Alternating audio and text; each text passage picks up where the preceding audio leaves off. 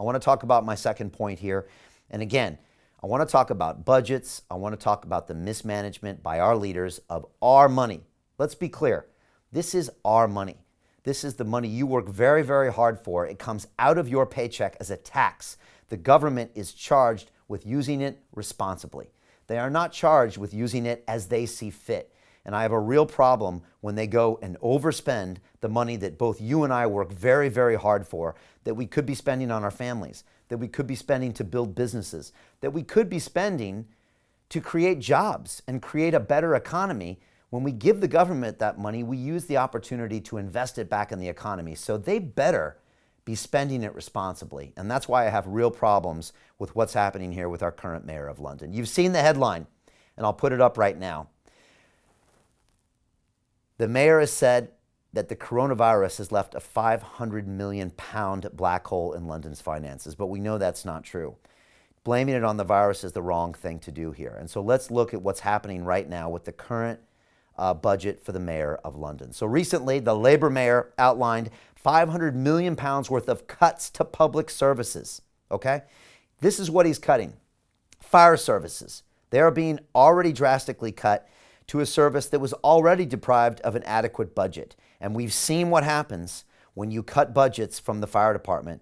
And what was highlighted there is the tragedy that we saw happen at Grenfell. That was one of the problems that happens when you cut fire service budgets. Next, we see police services are being drastically cut. We've seen a recruitment freeze for most vacancies in the police department, and we've seen financial reserves that are being deployed to keep police numbers where they're at now at 32,400. The budget cuts alone in policing that the current mayor has just made are the equivalent to the salaries of 1,681 police officers. Imagine that. Currently, with knife crime going through the roof, with our mayor just recently celebrating the 100th death of one of our teenagers due to murder in this capital from a lack of policemen on the streets. He is now cutting the budget that would cut another further 1,681 police officers on the street when we need to be increasing those numbers. That's one of the things he's also doing. He's also cutting transport projects. He's put on hold currently the critical repair of the Hammersmith Bridge, which is a major artery here in London that is killing our economy by having that backed up every single day. He's also put on hold the Canary Wharf to Rotherhithe ferry service. He's put on hold the Sutton Tram extension and the Bakerloo Line extension, which is crushing our transportation system. And again, the Hammersmith Bridge closure is causing untold misery to hundreds of thousands of commuters who travel from southwest London every single day.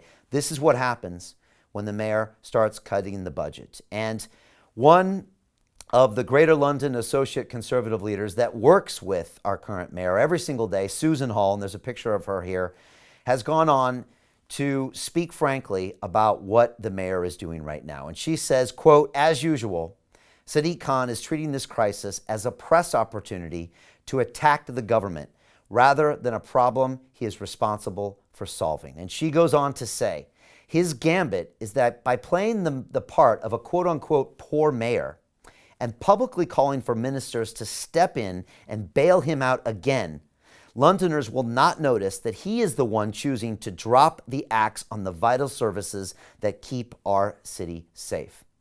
And Ms. Hall went on to add, quote, I will pay Sadiq Khan one compliment when it comes to his mayoralty. He has achieved something remarkable. And she says, quote, he has turned the mayor of London from being one of the most powerful roles in the country into a broke office looking for a discount city hall. And she went on to say, quote, sadly, it's Londoners who are paying the price. But I would go on to say something about you, Susan Hall, and your Conservative Party. And I would say this, sadly, Susan, it's actually your own Conservative government that put us here with billions and billions of pounds in debt in our Transport for London with your candidate, Boris Johnson, as mayor. So this finger-pointing thing, I'm not on board with. I'm not on board with it from you, Susan, with our current mayor, or with Boris Johnson, because we pay the price.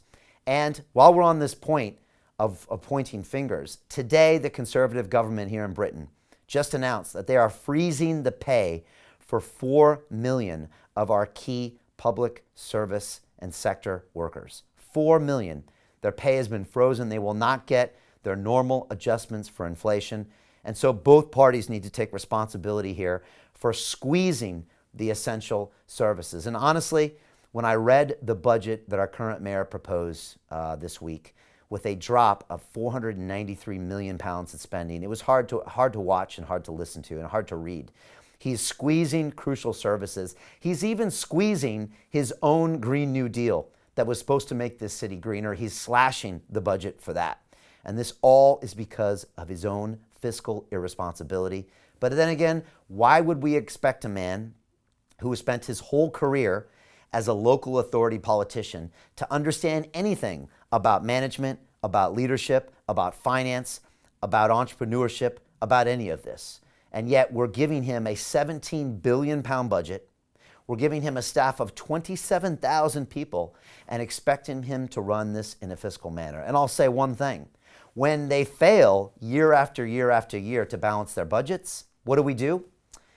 We re-elect them and we give them another job. So we're giving them the wrong message. And like I said, in the entrepreneur world, in the real world where I live, if you fail to balance your budget, you get eliminated. And that's what we plan to do on May 7th.